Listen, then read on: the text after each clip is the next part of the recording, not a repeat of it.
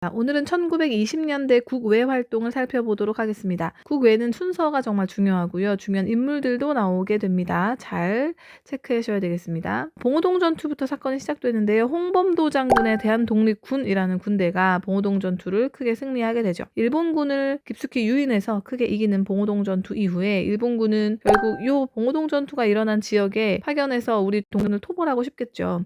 하지만 이 지역은 일본의 영토가 아니기 때문에 대규모 군대를 이끌고 올 수가 없습니다. 그래서 일본이 사건을 조작하게 되죠. 이 지역에서 우리 일본군이 위험한 상황에 처했으니 일본군을 구출하기 위해 군대를 보내야겠다라고 뭔가 빌미를 만들기 위해서 이 지역 훈춘 지역에 있는 일본의 영사관 같은 건물을 자기들 건물을 공격해서 사건을 조작합니다. 이게 바로 훈춘 사건이고요. 훈춘 사건으로 결국 일본이 대규모 군대를 이쪽에 이끌고 오게 되고요. 이끌고 온 후에 이제 독립군들은 조금씩 재정비하면서 이 백두산 기슭에서 독립군과 또 한 번 일본군은 크게 싸우게 됩니다. 그게 바로 유명한 청산리 대첩이고요. 청산리 대첩은 김좌진 장군의 북로 군정서라는 군대를 절대 빼놓을 수가 없습니다. 홍범도 장군의 대한독립군도 이때 오거든요. 요거 꼭 놓치지 말고 기억하셔야 됩니다. 결국 청산리 대첩은 북로 군정서뿐만 아니라 대한독립군, 천주교회 의민단 등등 여러 부대가 함께 싸운 연합군이 싸운 그런 큰 승리였고요. 지형과 지물, 날씨 이런 걸 이용해서 정말 크게 이기게 되죠.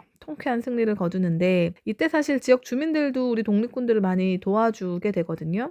그래서 일본이 이제 화가 납니다. 일본이 크게 당했으니 화가 나고 결국 요 지역 주민들, 여기 땅을 간도라고 부르는데 요 간도 지역 사람들 결국 다 민간인도 독립군이나 마찬가지야. 다 죽여버리겠어.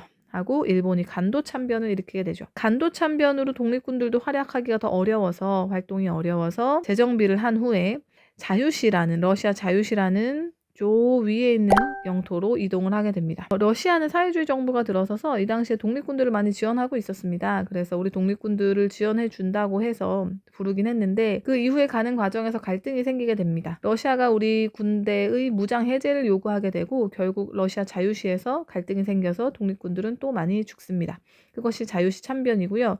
벌써 1920년대부터 21년대까지의 일련의 여러 가지 상황을 보았습니다. 순서대로 잘 기억하셔야 되고 결국 자유시에 더 이상 있지 못하고 우리도 중심이 필요하다라고 해서 돌아와서 우리 독립군은 3부를 결성하게 됩니다. 3부라는 자치정부를 만드는 건데요. 참의부, 정의부, 신민부라는 3개의 부서를 만들게 됩니다. 이렇게 참정신 3개의 부서를 만들고 이 자치정부는 행정적 성격과 군사적 성격을 다 가지고 있습니다. 굉장히 많은 일을 처리하고 세금도 걷고 군사훈련도 하는 중요한 부서가 되겠는데 3개나 있을 필요가 있느냐라는 의견으로 결국 통합운동을 벌이게 되죠. 삼부 통합운동의 배경이 되는 사건들도 있어요. 국외에서도 여러 가지 통합이 되려는 움직임들이 많이 있었고 또 국외에서 대표적으로 미사협정이라는 사건도 하나 있습니다. 미사협정은 일본이 중국 군벌과 맺은 건데요. 우리 독립군을 보면 중국 애들아 너네 신고해. 너네 신고하면 돈 줄게 라고 일본이 협상을 하게 된 거죠. 독립군들의 활동이 더 어려워졌다고 생각하시면 됩니다. 그래서 결국 우리 이러고 있으면 안 된다. 통합을 해서 좀 더 힘을 내자라고 이런 미사협정 같은 사건들을 배경으로 또 국외에서 그런 통합의 움직임을 배경으로 삼부 통합운동을 했다고 보시면 됩니다.